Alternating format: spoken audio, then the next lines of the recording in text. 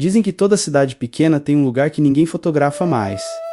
Não é porque é feio não, é porque tem coisa nesse mundo que simplesmente não gosta de virar imagem. E o caso que eu vou te contar hoje vem de uma dessas cidades, um lugarzinho no interior, onde a praça central é antiga, toda feita de pedra clara, com um coreto no meio e árvores tortas que parecem sempre apontar para dentro, como se quisessem guardar um segredo. No centro dessa praça tem uma estátua velha, sem placa, sem nome, só um homem de pedra, em pé, olhando reto para frente, como se esperasse alguma coisa. O mais estranho é que, se você perguntar, ninguém na cidade lembra quando ela foi colocada ali. Simplesmente sempre esteve lá.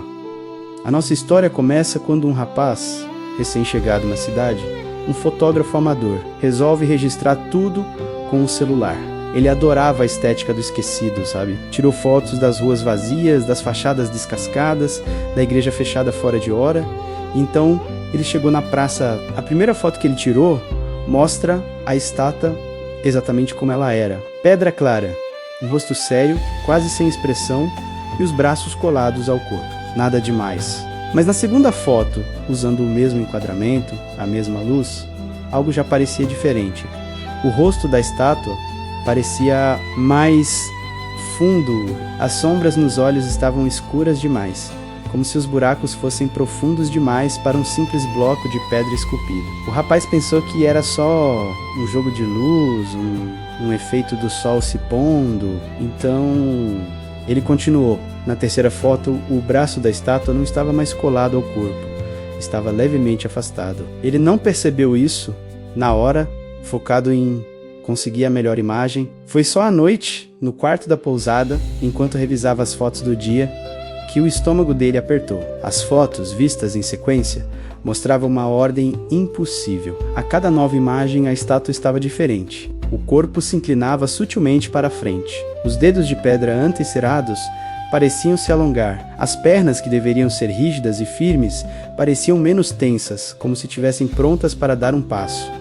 E não era só a estátua que mudava.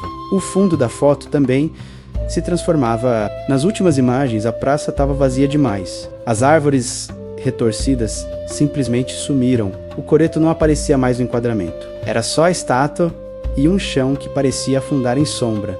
Um breu que engolia tudo ao redor. Na penúltima imagem, a estátua estava assustadoramente mais perto da câmera. O rosto de pedra preenchia a maior parte do quadro, os olhos vazios encarando diretamente a lente.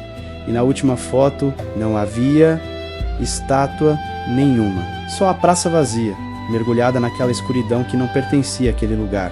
Mas não era isso o que causava o terror. O terror estava no reflexo do vidro da lente da câmera. Atrás do rapaz, um rosto de pedra, colado demais, ocupando quase toda a imagem, com um sorriso que não estava lá antes. No dia seguinte, o quarto da pousada estava vazio. A cama, perfeitamente arrumada, e o celular, deixado em cima da mesa, aberto na galeria de fotos. Naquela última imagem, os moradores dizem que a polícia até tentou entender o que aconteceu, mas nenhuma câmera de segurança da cidade mostra o rapaz saindo da praça. A última gravação é dele entrando, celular na mão, ao entardecer. Hoje quem passa por lá jura que a estátua está diferente, não muito, mas o suficiente para quem tem olho atento perceber. Dizem que ela está um pouco mais alta e que os traços no rosto não parecem mais de pedra fria. Parecem outra coisa. E tem uma regra que o povo da cidade repete baixinho, quase como uma prece. Se você tirar uma foto daquela praça, nunca, jamais apague sem olhar direito.